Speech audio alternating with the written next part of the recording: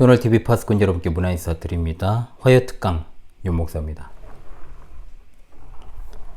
예, 과연 이번 주에는 방송이 원활하게 가능하겠는가 싶을 정도로 참 어려운 주말과 주일을 보냈습니다. 명절 연휴가 끼어있는 것도 있고, 또 급하게 주일에 제가 이제 고린도전서를 지금 강사를 하고 있지 않습니까? 그럼 토요일에 이제 그래도 평소에 안 오는 식구들이 오신다고 하니까 가족 모임 끝내고요. 토요일 저녁에 교회 와가지고 엊그제 이제 주일 설교를 준비한 거예요.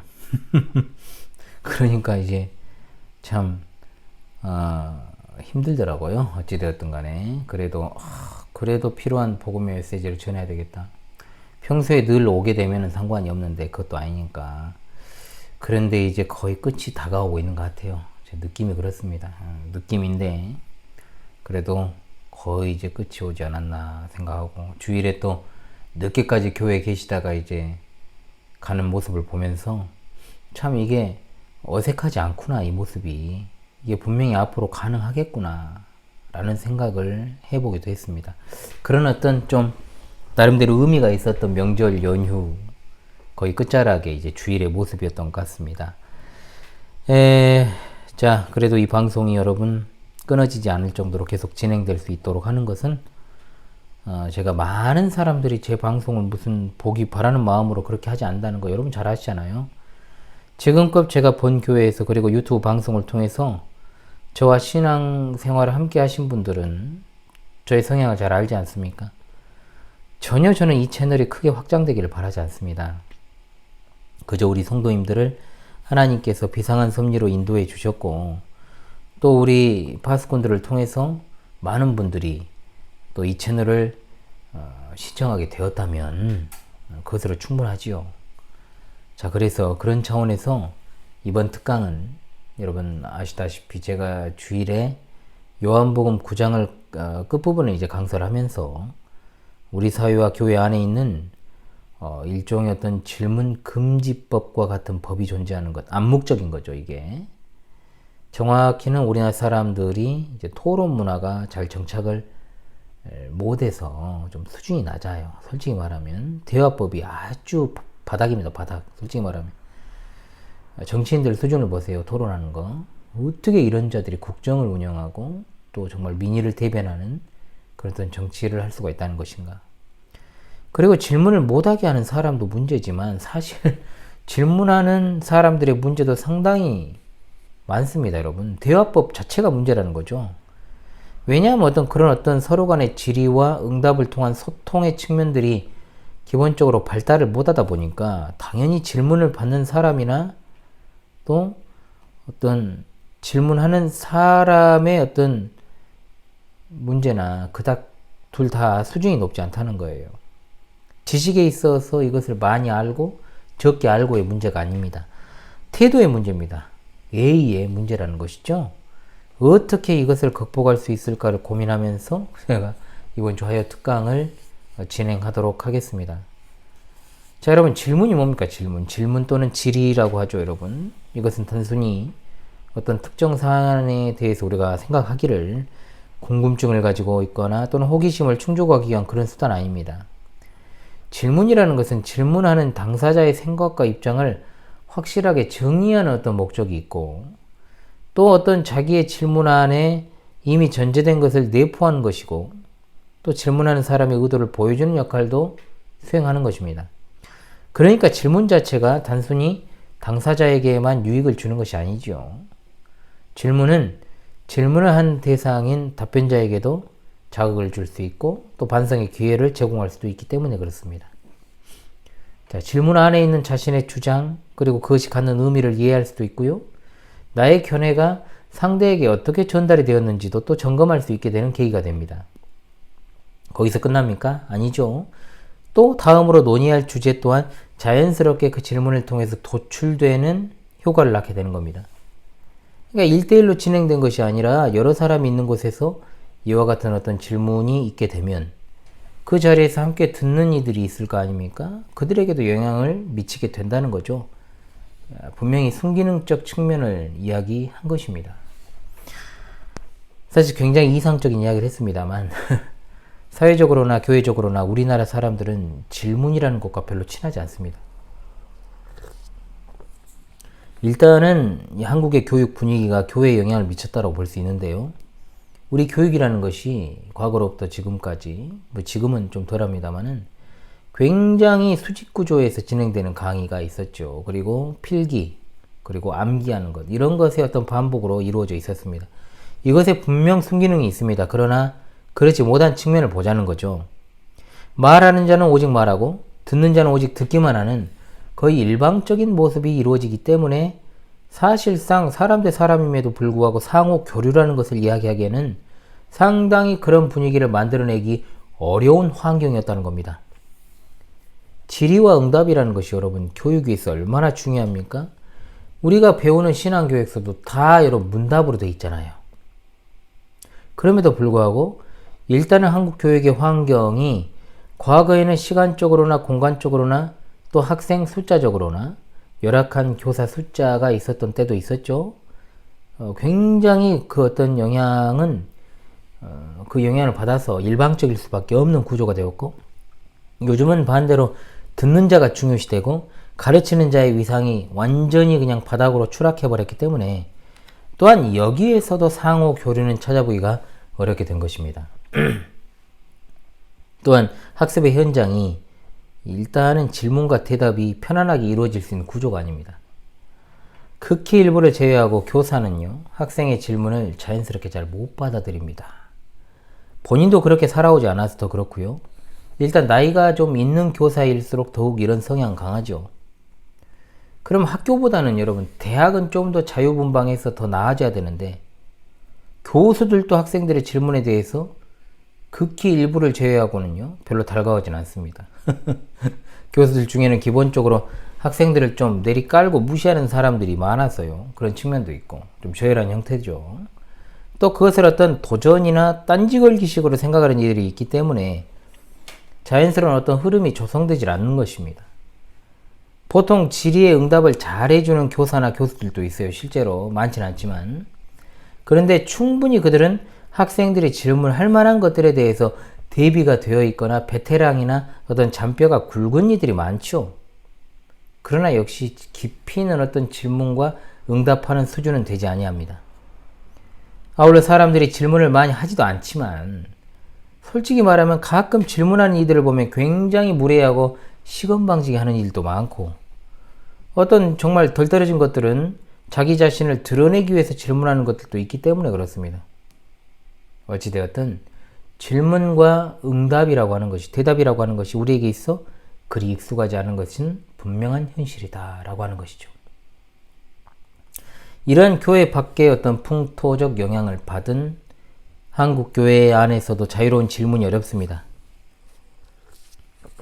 일단 교회가 자유로운 질문이 더 쉽지 않은 것은 신앙적인 측면을 권면하기 때문인 것도 있고, 믿음이라는 것과 어떤 질문이라는 것이 쉽게 양립되지 않는 측면이 있기 때문에 그렇습니다. 그러니까 믿음이라는 영역은 좀 그냥 믿어야 된다라고 하는 경직되어 있는 분위기, 그냥 믿어야 된다라는 것이 좋은 믿음이다, 좋은 신앙이라는 분위기가 형성이 되어 있고, 이런 어떤 분위기 속에서 당연히 질문에 대한 부정적 시각을 형성할 수밖에 없는 그런 형태가 된다는 것이죠. 의문을 제기하는 것은 불신이나 불순종이나 반역과 같은 의미가 들어있어요. 일단은 어떤 공적 예배의 중심의 체계가 강하기 때문이고, 자, 설교 시간에는 질문할 수 없잖아요. 기도에도 마찬가지고요. 물론 저희 교회는 요리문답 시간에 마음껏 언로를 개방해 놓고 있습니다만은, 그렇죠. 그래도 제가 주도적인 입장에서 말을 하기 때문에 우리 성도들이 질문을 잘 하지 않죠. 오히려 제가 늘 질문을 하는 통에 더 질문을 못하게 되는 것도 있습니다. 그러면 이제 제네바 학당을 통해서 가급적이면 질문을 좀 많이 하게끔 하려고 유도하죠. 그런데 역시나 잘 안 됩니다. 여러 이유가 있겠지만 익숙하지가 않아요. 일단 그래도 끊임없이 질문은 하게끔 입술을 열어서 자신의 마음에 있는 것을 갖다가 끌어내서 말하게끔 하려고 노력은 제가 합니다. 일단 교회 환경은 질문과 응답이 뿌리내리기 어려웠다라는 하는 것을 우리가 생각하면서 계속해서 살펴보십시다. 일단 성경은요, 이 질문이라고 하는 것이 굉장히 보편적이라는 것을 보여줍니다. 질문의 중요성은 성경을 통해 너무 잘 드러난다는 거죠. 에덴 동산에서 타락한 인간을 깨우치기 위해서 하나님은 질문하셨습니다. 아담과 하와 그리고 가인 다 그렇게 하십니다. 선지자들도 질문의 형식을 빌려서 메시지를 전달하죠. 무엇보다 우리 구주 예수님의 가르치심은 언제나 질의와 응답의 형식으로 진행이 되는데, 이미 12살 되던 때에 주의를 놀라게 할 때 질의와 답변을 사용하셨던 것을 우리가 보아 잘 압니다. 공적인 사역 내내 질문의 형식을 통해서 제자들과 듣는 이들을 가르치셨습니다. 또 사람들의 수많은 질문에 일일이 답변하시면서 그들을 깨우치시는 일들이 사복음서에 너무나도 많이 나오지요. 사도들도 그 방식을 그대로 취합니다. 질의와 응답의 형식으로 복음을 전하는 사명을 수행했습니다. 베드로 사도는 말합니다. 베드로전서 3장 15절, 너희 속에 있는 소망에 관한 이유를 묻는 자에게는 대답할 것을 항상 준비하되 라고 했습니다. 바울 사도를 통한 복음 전도 가운데서도 재판 과정에서 자신이 기소당한 이유를 답하면서 이루어진 일도 많았죠. 가장 많은 질문과 응답의 형식으로 기록된 말씀 바로 로마서입니다. 이신칭이라고 하는 이 진리에 대해서 수없이 많은 질문과 답변의 형식으로 전달이 되었기 때문입니다. 자, 그렇다면 이제 해결책을 좀 제시를 해야 되겠죠. 일단 저는 질문에 대해서 열려 있는 건 사실입니다. 그렇기 때문에 적어도 제가 담임하는 본교회 성도들에게 윤 목사는 무슨 닫혀있다 또는 조금 고압적이다, 권위적이다 이런 느낌을 받지는 않을 거예요. 물론 제 생각입니다. 당연히 어떤 목회자로부터 오는 심리적인 압박감은 있을 것이고 일정 정도의 또 긴장을 하지 않겠습니까? 당연히 저에 대해서. 그러나 적어도 질문의 중요성을 강조하지 않는다거나 또는 질문을 던지는 일을 제가 소홀히 하지 않습니다. 워낙 성도들이 대답을 잘 안 하니까 제가 오히려 질문을 너무 많이 해서 역효과가 날 때가 있죠. 그래서 우리 성도들이 우리 목사님은 항상 함정을 쳐놓고 걸리기를 기다린다 이런 식으로 생각을 할 수도 있다는 거죠. 그렇게 또 반응을 보이는 분들도 있었고요. 그러니까 더 대답을 안 하려고 하죠. 자, 성도를 시험하는 것이 목사가 아니잖아요. 워낙 질문을 안 하니까 답답해서 제가 던지는 것인데 언제부터인가 아예 단순한 질문조차도 대답을 안 해버리더라고요. 우리의 구주가 누구시냐고 물었는데 대답을 안 해요. 사실 그러면 마냥 제가 잘못이 많다고 보기는 좀 어렵지 않겠습니까? 일단은 그런 환경에 놓여있는 저로서는 그런 교회의 어떤 분위기가 되지 않도록 충분히 노력을 기울이고 또한 그렇게 살아가고 있고 앞으로도 더 그렇게 해야 되겠다라고 하는 생각을 하고 있습니다. 자, 제가 지적하고 싶은 건 이겁니다.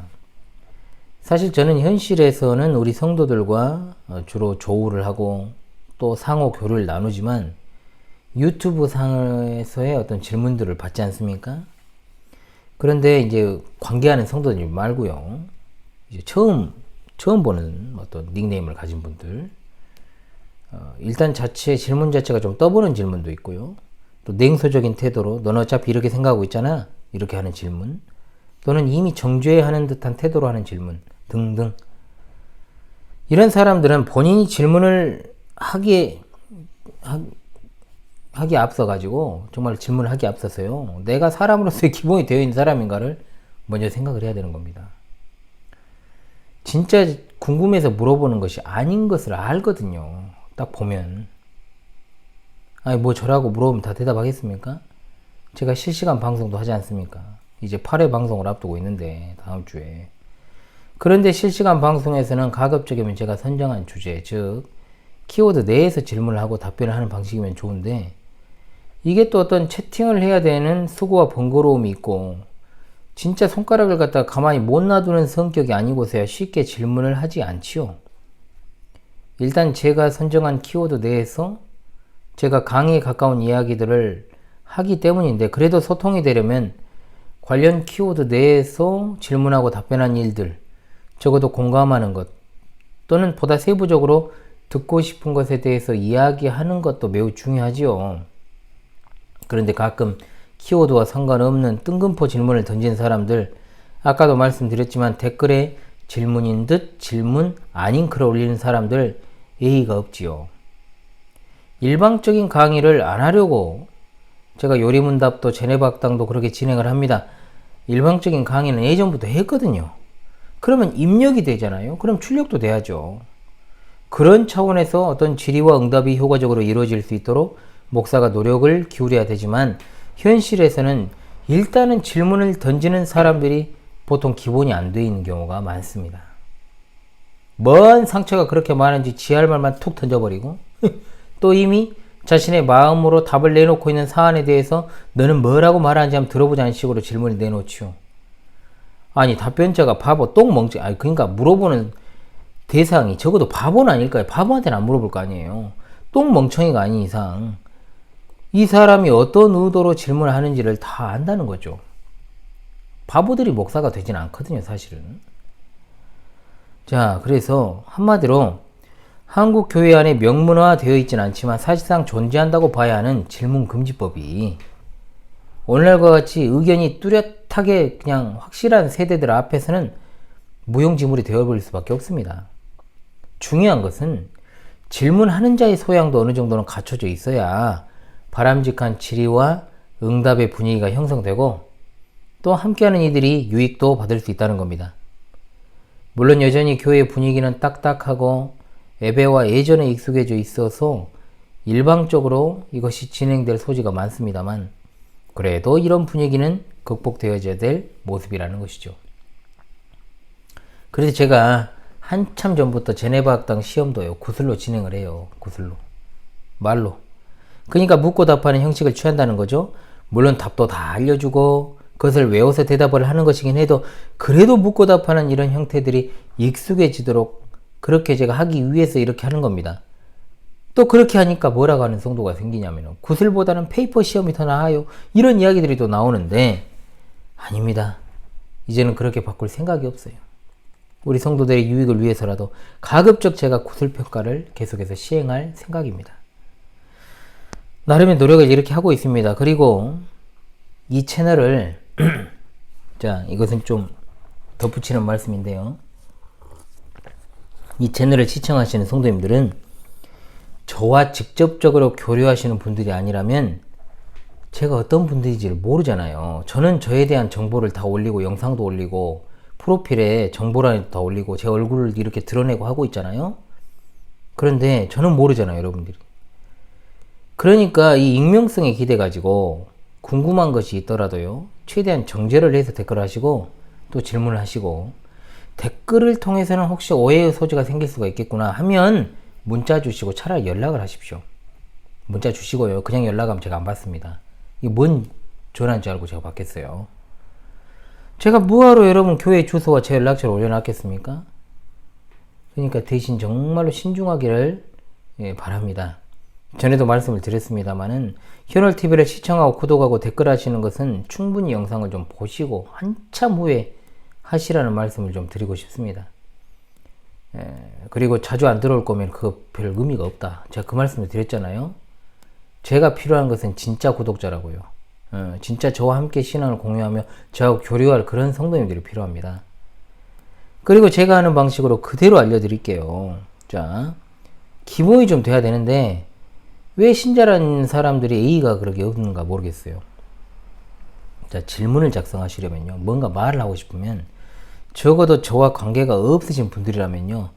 본인의 실명까지는 제가 바라지 않습니다. 그러잖아요. 실명까지 쓸 필요가 없어요. 하지만 적어도 본인의 소속, 출석교회, 만약에 출석교회가 없다면 내가 어떤 교회를 다녔고 지금은 어떻게 예배하고 있는가 그리고 어떤 신앙을 가지고 있는가에 대한 기본적인 어떤 사항은 줬고 좀 적고 뭔 말을 하란 말입니다. 저는 다른 사람 채널 가서 영상도 안 보고 댓글도 안 하지만 진짜로 하고 싶은 말이 있을 때는요. 적어도 저에 대해서 상대방이 최소한 정보는 얻을 수 있도록 제가 댓글을 5줄 이상은 쓰고 이야기를 합니다. 제가. 그게 A잖아요. 신중하게 하려면 그렇게 해야 되는 거죠. 그것이 상대방에 대한 배려이기도 하죠. 툭 던지지 말고요. 응? 그래야지만이 정말로 더 아름답고 생산적인 교제로 갈 수 있는 밑거름이 되지 않겠습니까? 그런데 다짜고짜 와가지고 영상에 대해서 평가하고 심지어 가르치려는 태도를 취하면, 아니 제가 바보가 아닌 이상 뭐 기분이 어떻게 좋겠어요. 그잖아요. 이 글이라고 하는 것이 그렇잖아요. 통화를 통해서 좀 직접 대면했을 때는 또 그렇지 않을 수도 있는데, 글이라는 것은 얼마든지 오해가 될 수 있기 때문에 조심해야 된다라고 제가 늘 말씀을 드리지 않습니까? 기본이 안 된 태도다. 그건. 만일요, 제가 제 채널 여러분 구독해주세요. 구독 눌러주세요. 또는 영상을 제발 좀 봐주십시오. 좋아요 눌러주세요. 이렇게 애원을 하고 제발 우리 교회에 출석 좀 해주십시오. 우리 교회를 저는 홍보하고 있습니다. 이런 심정으로 채널을 운영하고 제가 목회를 하는 사람이라면요, 그렇게 해도 될련지 모르겠습니다. 그런데 저는 그런 사람이 아니잖아요. 아닙니다. 이 채널은 여러분 말 그대로 제게 맡겨진 이들, 그리고 저와 신앙을 공유하면서 함께하는 우리 성도님들과의 소통을 위한 신앙교육 방송이에요. 영리를 개미 눈물만큼이라도 추구하기 위한 채널이 아니라는 거예요. 저는요, 제가 이거 자주 말씀드렸는데, 저는 오히려 사람들이 많이 안 보길 바래요. 또 우리 교회에도 좀 안 왔으면 좋겠습니다. 많이. 오히려 정말로 제가 드리고 싶은 말씀이 이건 거예요. 만약에 오려면 제 연락처가 있으니까 적어도 여러분 토요일이라도 연락 한번 하시고 본인 소개 최소한은 좀 하십시오. 응? 그래야 만나 뵙게 되더라도 신앙적인 교제가 조금은 원활히 되지 않겠습니까? 대형 교회야 좀 사람 하나 왔다 갔다 해도 보이지도 않죠. 그런데 작은 교회는 어떻습니까? 목사와 한 사람 한 사람이 오랜 관계가 서로 간에 맺어져 있는 그런 곳이에요.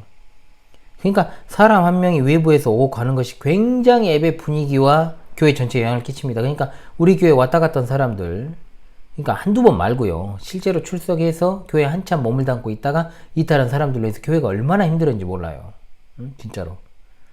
그런데 한 번 왔다 가더라도 진짜 분위기가 전체적으로 막 흔들려 버리잖아요. 이렇게 작은 교회는. 이런 어떤 배려도 필요하다는 거예요. 분명한 사실이죠. 그러면 제가 생각하는 A라고 하는 것은 뭐냐면, 미리 목회자와 한 번이라도 좀 통화를 하거나, 아니면 평소에 좀 신앙적 교류를 나누다가, 목사님 이번 주일에 광주 신실한교회에서 좀 예배하겠습니다, 이런 식으로 해야죠. 에피소드가 좀 있는데, 작년인가요? 재작년인가요? 같은 사람이에요.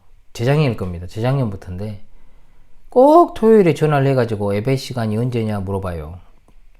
그리고 내일 예배하러 가겠다. 알았다. 오십시오. 했는데 안 와요. 3번을 그렇게 하더라고요.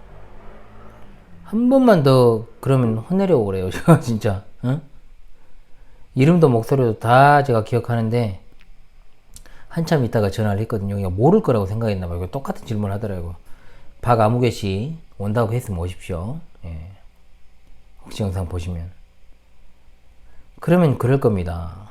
아니, 하나님 예배하는데 무슨 허락을 받고 해야 됩니까? 허락받고 해야죠. 허락받고 해야죠.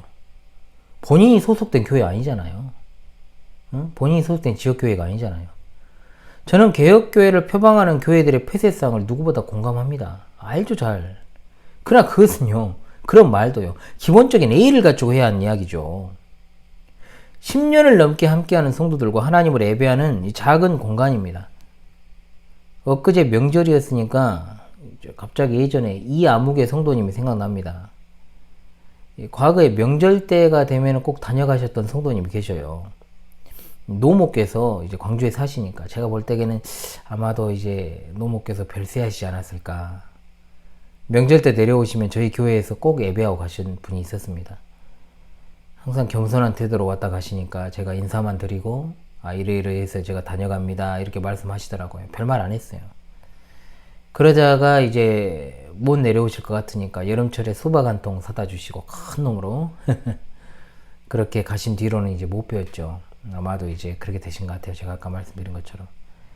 그런 사례가 아니고는 느닷없이 와가지고 정찰하듯 예배 살피고 설교랑 분위기 보고 본인 보기에 별 볼 일 없다 싶으니 예배 때 딴전 피우고, 목회자한테 뭔 교회가 블로그에 뭐 뜨네 안 뜨네, 태그를 걸었네 안 걸었네, 뭔 훈수를 두고, 그게 뭡니까? 제가 봐달라고 했습니까? 구독을 해달라고 했습니까? 아니면 좋아요를 누르라고 했습니까? 우리 교회 홍보하고 제발 누구든 제발 와달라고 했습니까? 저의 영상을 조금이라도 봤다면요, 관심 있게 이 채널이 가급적 사람 안 왔으면 하고, 교회도 마찬가지인데 뭔 그런 소리를 하시냐는 거예요. 윤 목사님 왜 이렇게 흥분하셨습니까? 왜? 아니 그게 아니고요. 따로 제가 이걸 영상을 제작할까 하다가 비슷한 주제이기도 하니까 좀 여기다 달아서 하자 생각하고 제가 그냥 이렇게 하게 되었습니다. 제가 엊그제 좀 불쾌한 일이 있어서 좀 이야기를 했습니다. 저는 아무쪼록요, 우리 파수꾼 성도님들이 어디에서나 좀 이런 기본적인 예의를 갖춘 성도님들이 되길 바랍니다. 제가 지난 주일에 날 때부터 맹인된 자를 고치신 예수님, 그리고 바리새인들의 태도를 생각하면서 한국 교회에 뿌리 내린 질문 금지법에 대해서 이야기하고, 또 질문을 던지거나 또 의문을 제기한 이들의 태도에 대한 지적까지 제가 하고자 화요특강을 진행하게 된 것입니다.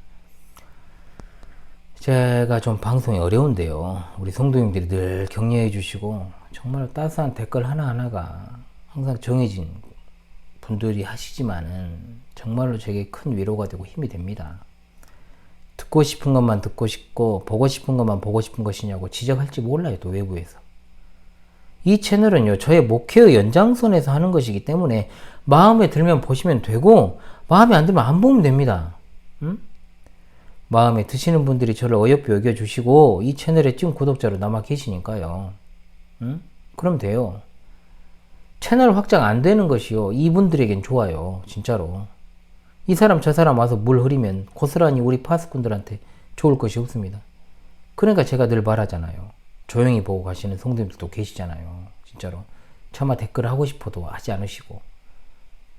참 겸손한 태도죠. 이렇게 또 격려해 주신 성도님들이 계시잖아요. 그리고 우리 본교회 성도님들 또 항상 보고 가십니다. 아무것도 바라는 것이 없어요. 응? 이분들만 제가 보고 가는 거예요, 그냥. 제가 말할게요. 지금 새벽 2시 20분이거든요. 이 새벽 2시 10분에 세수해 가면서 졸린 눈 비벼가면서 집에 이제 막 출산한 아내와 신생아랑 21개월짜리 아가를 두고 제가 마음 졸이면서 촬영하기 위해서 나와서 이 핸드폰으로 뭔 부귀영화를 바라겠습니까? 정말 저를 진심으로 아끼고 사랑해주는 우리 파수꾼 성도님들만 제가 보고 갑니다. 그러니까 좀 기본이 돼야 된다. 제가 분명하게 말씀드리고 싶습니다. 그럼 내일 뵙도록 하겠습니다. 여러분, 지금까지 이번 주 화요특강의 현월TV 윤목사였습니다. 감사합니다.